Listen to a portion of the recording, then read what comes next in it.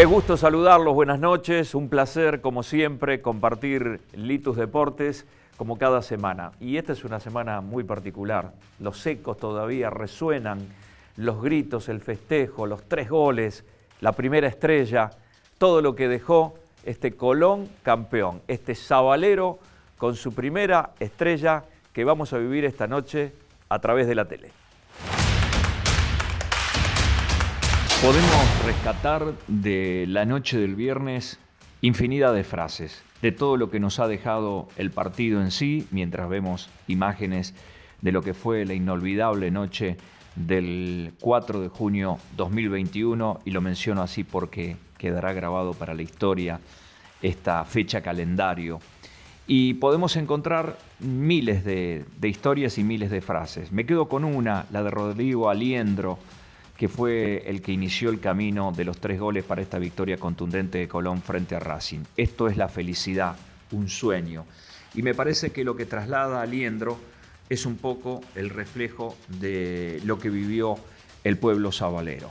Un campeonato que lo hizo con autoridad Colón, que fue líder de su zona, que trabajó para estar ahí y que sorprendió a muchos que Colón logre la regularidad que tuvo a lo largo de todo el campeonato. Un campeonato que se dividió en 2 zonas, en una la llevaba Colón liderándola y la otra aparecía un Vélez que daba la sensación de ser el rival a vencer y el mejor del torneo. El fútbol tiene estas cosas, el fútbol es impredecible y el fútbol es lindo por la incertidumbre que nos plantea hasta el final. Porque mire lo que son las cosas, ¿no?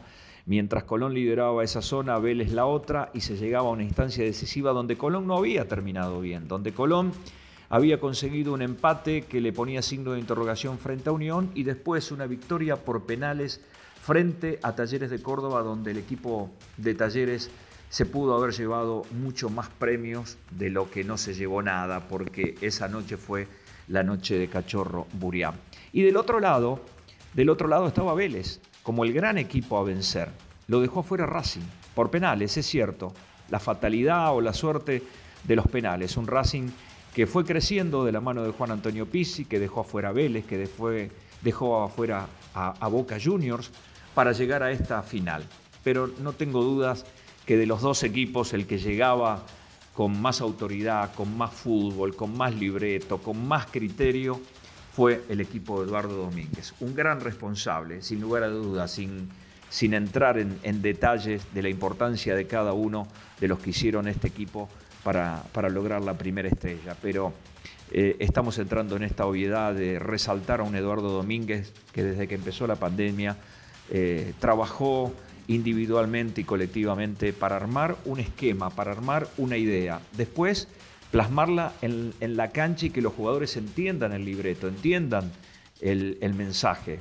Creo que hay alguien muy importante en todo esto, que es Cachorro Burián. Me parece que ha sido fundamental en partidos decisivos para quedarse con este campeonato. El Pulga Rodríguez, que dice: me di cuenta que íbamos a salir campeones cuando dejamos afuera a Talleres, porque era el gran equipo a vencer y por lo que sufrió Colón frente a Talleres de Córdoba. Y después el mediocampo, lo que fue Aliendro, lo que fue Lertora, lo que fue Castro, la solidez de alguien en el fondo como Rafa Delgado, que ya venía con los pergaminos y el entusiasmo y la alegría de haber ganado la Copa Sudamericana. Para que ustedes se den cuenta una cosa, sale campeón Defensa y Justicia y Rafa Delgado al otro día ya estaba entrenando con Colón. Y Bianchi, Paolo Golz y los pibes, y Farías, y Leguizamón, y Garcés, y Mesa, y Escobar, y Moschón, y todos los pibes que trabajaron para darle forma a este equipo, los que estuvieron titulares habitualmente y los que se quedaron esperando en el banco de suplentes, pero que también aportaron lo suyo. Gran faena, gran victoria, histórico, inolvidable para disfrutar estas imágenes, este partido, este 3-0 contundente y estos festejos en la noche sanjuanina.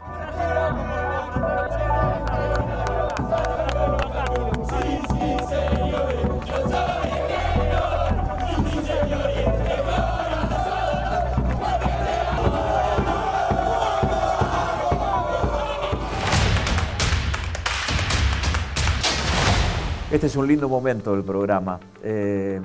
Estaba recordando de cómo hacer la introducción para presentar a este gran amigo al que yo tengo un gran aprecio, lo quiero muchísimo, que está saliendo de un momento muy difícil y agradecido que nos dé esta entrevista porque tuvo COVID y porque ustedes saben de lo que es tener COVID. Pero vamos a hablar en positivo y yo, ¿cómo lo presento? El Julio Verne del fútbol, de Colón, las 20.000 leguas de viaje submarino, la vuelta al mundo en 80 días, el faro del fin de mundo. Era fantasioso Julio Verne, al que le guardo una admiración increíble. En realidad era fantasioso y todo lo que puede contar este amigo es verdad, es realidad, está hecho. Es el historiador de Colón, Diego Meloni, para hablar de esta primera estrella y de estos 116 años de Colón. Diego, un placer tenerte, un honor tenerte en nuestro programa a través de Litus Televisión. ¿Cómo estás? ¿Cómo te va, Fabián? El gusto de saludarte, el gusto de poder verte. Bueno, obviamente, con esto que decías, después de unos días bastante complicados y difíciles, que incluso me obligó a tener que abandonarte en la radio, lamentablemente, en este proceso que había arrancado bien y que, bueno, termina bien para Colón, por suerte, y bueno, y que ojalá sea el camino para que sigamos durante mucho tiempo haciendo esto, ¿no? Que uno se define como un contador de historias, uno se define como un curioso que le gusta indagar, no solo en la historia de nuestro club, sino lo que hablamos siempre contigo, que es poder poner a la historia del fútbol de la ciudad de Santa Fe en el lugar que se merece. Así que, bueno, simplemente eso, un contador de historias a disposición siempre de que Santa Fe siga teniendo un lugarcito que se merece en el marco de la historia del fútbol nacional, ¿no? Diego, ya vamos a hablar de historia y de estos 116 años porque mucho tenés autoridad para contarle cosas a los avaleros que hoy están felices. Primera estrella, ¿qué significa tener en el escudo esa primera estrella que se viralizó ese audio y esa imagen de esa máquina de nuestras abuelas o máquinas nuevas, modernas, tejiendo la primera estrella arriba del escudo? ¿Qué significa eso para Colón? El sueño realizado.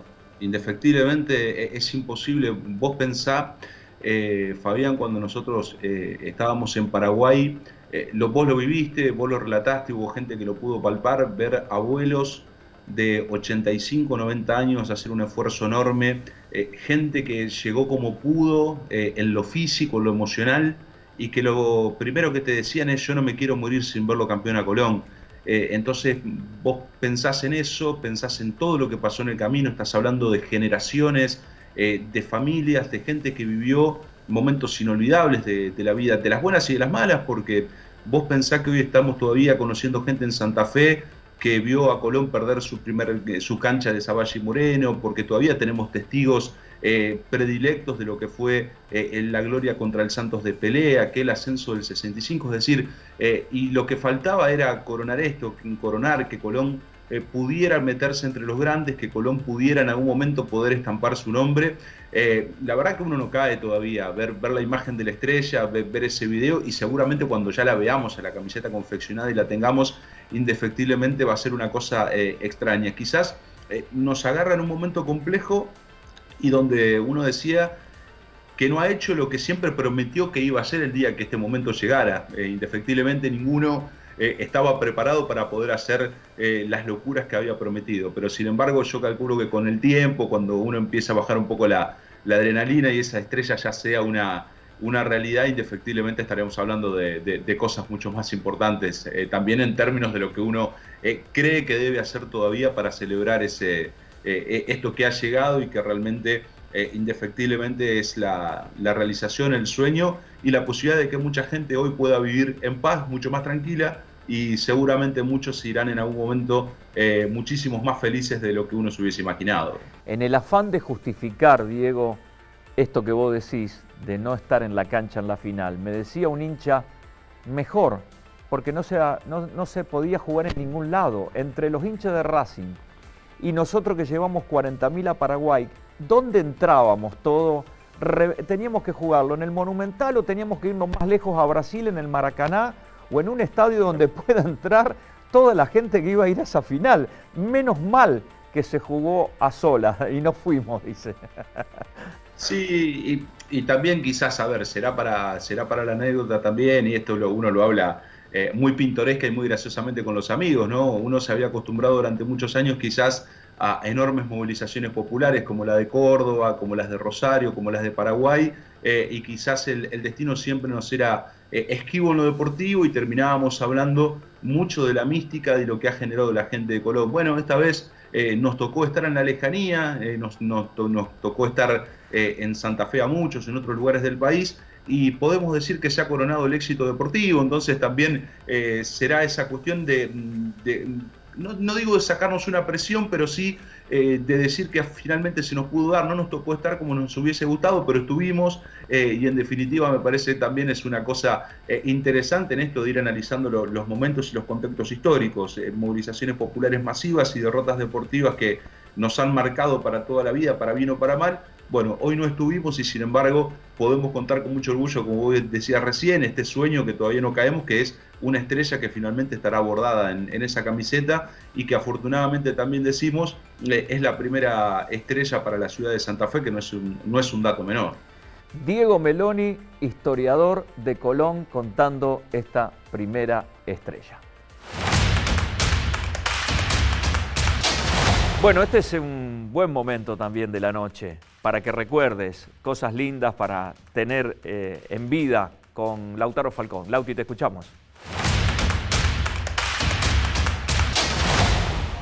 Hechos históricos del deporte, cumpleaños, fechas inolvidables de esta semana para que recuerdes. El 7 de junio de 2002, la selección argentina cae frente a Inglaterra por 1-0 en su segunda presentación en el Mundial de Corea-Japón.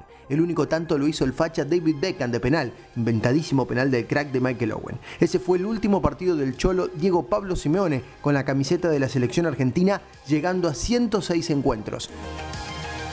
Hablando de luchadores del mediocampo, el 8 de junio de 1984 nace en San Lorenzo, Santa Fe, Javier Alejandro Mascherano. El jefecito es el jugador con más partidos en la selección argentina. Llegó a 147 presencias tras el Mundial de Rusia 2018. Una particularidad sobre él: debutó primero en la selección argentina antes que en su club, River Plate. Fue de la mano de Bielsa en un amistoso ante Uruguay en el año 2003.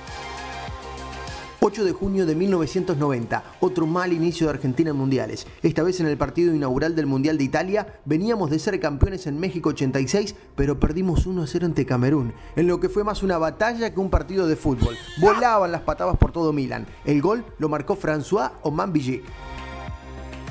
El 9 de junio de 2012, partido recordado de Messi ante Brasil. Victoria 4-3 en el MetLife Stadium de Nueva Jersey, en Estados Unidos. Esa tarde logró su segundo hat-trick con la selección argentina, coronándolo con este golazo para la victoria. Miralo, sí.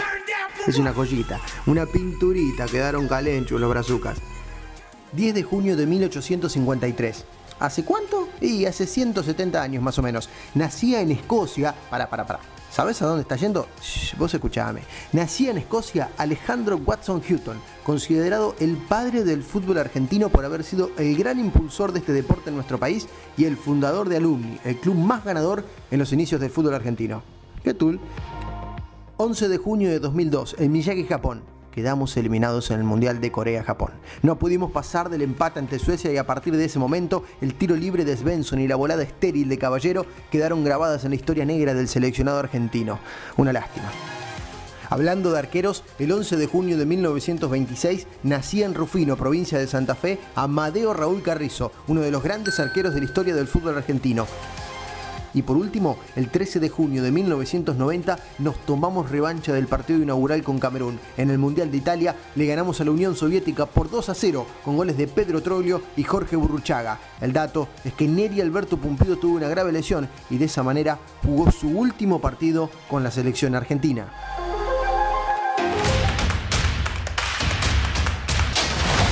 Uno de los buenos momentos del programa, porque con Natalia Tealdo nos metemos en temas importantes que hay que tener en cuenta, valorarlos de los datos que nos trae. Nati, ¿cómo estás? ¿Cómo estás, Fabi? Bien, ¿qué tenemos hoy? Todo bien. Bueno, en la data del día de hoy vamos a hablar de algo que ya venimos recorriendo hace más de un año, que es la pandemia de coronavirus, y el deporte no es la excepción, porque los médicos están recomendando a los deportistas que antes de volver a los entrenamientos se hagan chequeos físicos.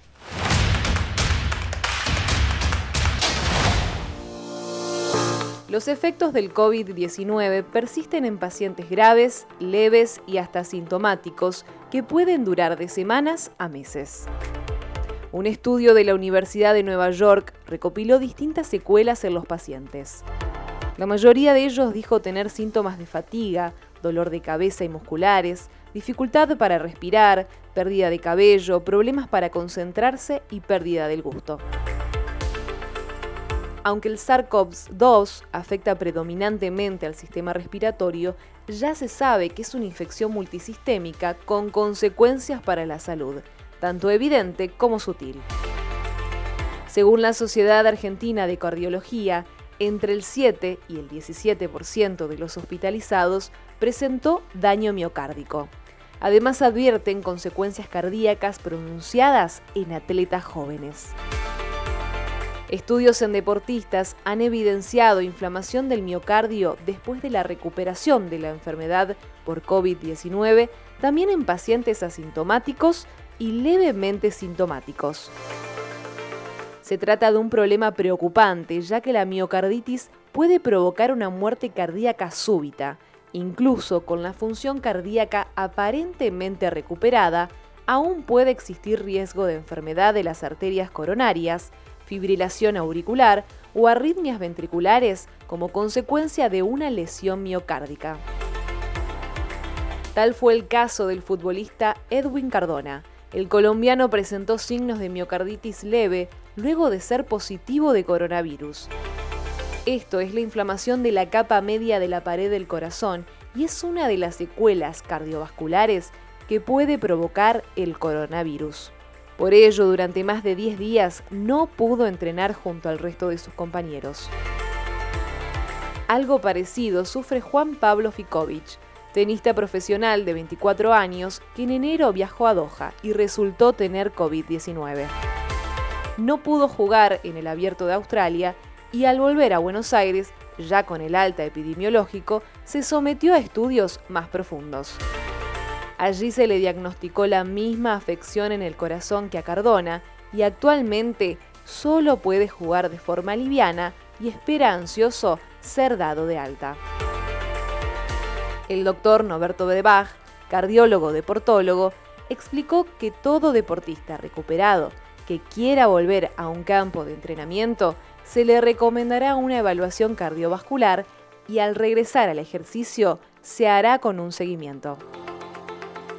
La vuelta a los entrenamientos físicos intensos y la competencia dependerá de la gravedad de la infección previa y de la probabilidad de afección cardiovascular.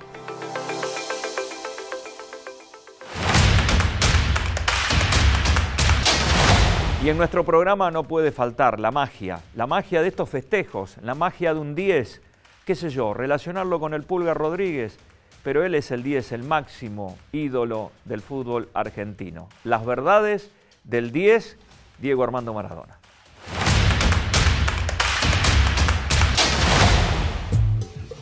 Yo soy el Kay Richard del fútbol. No, laburaba y teníamos menos fondo que una cancha de pádel. Esperá, maestro, esperá que le da de comer. La pelota no se mancha. Construir en una pincelada un retrato, en un gesto a un personaje, era otra destreza de Maradona. Ese fuma bajo el agua, o tal otro. Se le escapó la tortuga. Poeta de barrio el que lo hace, activa máquina de chistes y hondo psicólogo. Pero también fue de aquellos que se miran a sí mismos y pueden decir: me cortaron las piernas, o me siento más solo que Kung Fu. En ese instante sabemos el dolor que nombra y reconocemos que así debemos nombrar nuestras caídas y nuestras soledades. Se nos escapa otra vez la tortuga. Si no fuera una butad del mismo Borges, se podría decir que las paradojas de Maradona son más complicadas, ya que Borges dice cosas como, por ejemplo, a Gardel no le gustaba el tango, o la historia universal es la historia de un solo hombre. Me parece que es una operación simple. Cuando Maradona dice, se le escapó la tortuga, hay más vueltas.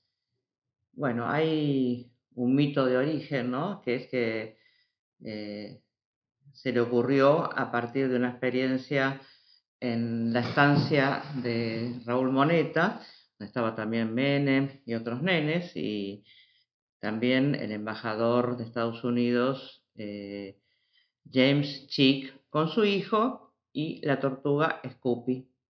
Bueno, la tortuga Scoopy en un momento desapareció. O sea, estaban todos dejaron sus trances, se pusieron a buscar por todas partes, a ponerse en 4 patas buscando a la tortuga. Parece que llegó a caminar 2 kilómetros la tortuga, o sea, se movió bastante. Si Maradona hubiera dicho se les perdió la tortuga, era gracioso, ¿no? Pero me parece que al decir se le escapó la tortuga, está poniendo un lugar mucho más humillante en aquel sujeto a quien le pasó, ¿no? Y le da una impronta hasta antiimperialista, ¿no? Porque después de todo se le escapa al embajador de Estados Unidos. Y se podría decir que es como si hubiera querido significar, bueno, tienen tanto poder, pero se les escapa la tortuga. Ustedes seguramente recuerdan la paradoja de Zenón, Aquiles y la tortuga. Aquiles le da una ventaja a la tortuga, es un caballero, un gran corredor, 100 metros de ventaja. La tortuga sale de la cinta de salida, recorre los 100 metros y recién sale Aquiles.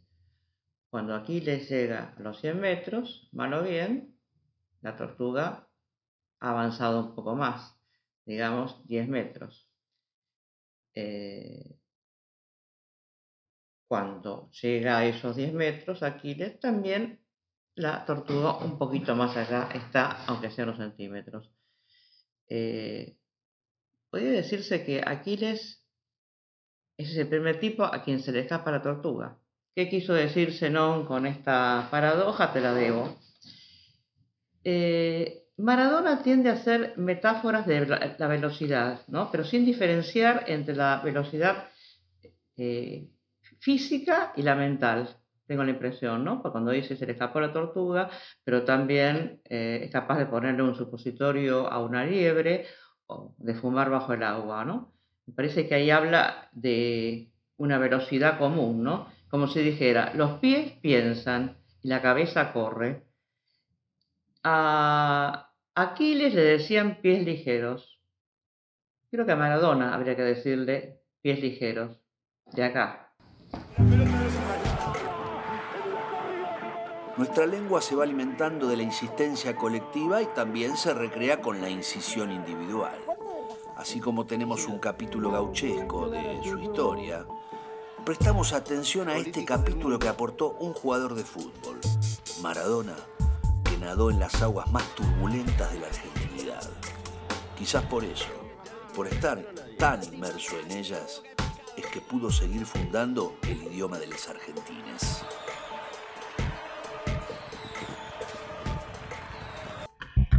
Lástima, creo que no se le tiene a nadie, maestro.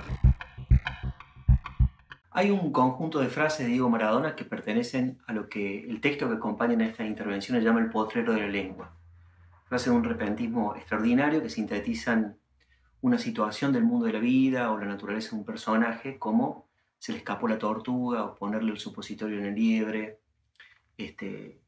tomarle la leche al gato y demás. Pero hay otras de una caladura existencial y política al que pertenece la frase que dijo en el programa de Niembro a San Filipo: tener bronca, pelear, pero lástima a nadie. Me parece que esa frase da cuenta de un profundo sentido de la igualdad de Maradona, porque la lástima significa cancelar una discusión y cancelar al adversario con un gesto de superioridad, de desdén, con un gesto que de alguna manera se pone por encima de aquel con el cual se está discutiendo. Maradona lo que hace con el destierro de la lástima es fundar un tipo de afectividad diferente que tiene que ver con la igualdad, ser quien se es, pero nunca ponerse por encima de nadie.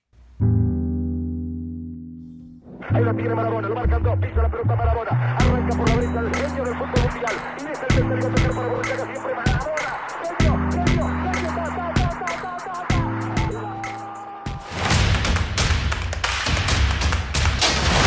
lindo programa, me parece, ¿no? Compartiendo con ustedes. A mí me gusta que esto, poder compartirlo, el ida y vuelta. Creo que les gustó, ¿no? Va a ser histórico por lo logrado por Colón, por todo lo que tenemos, ¿no? Habitualmente en nuestras secciones de Litus Deportes, pero este fue especial para los santafesinos. La bandera de Colón flamea en lo alto y la de la provincia de Santa Fe también. Ojalá esto sea el primer paso para elevar la vara y que tengamos muchos más festejos en Santa Fe. Hasta la próxima, hasta el próximo martes.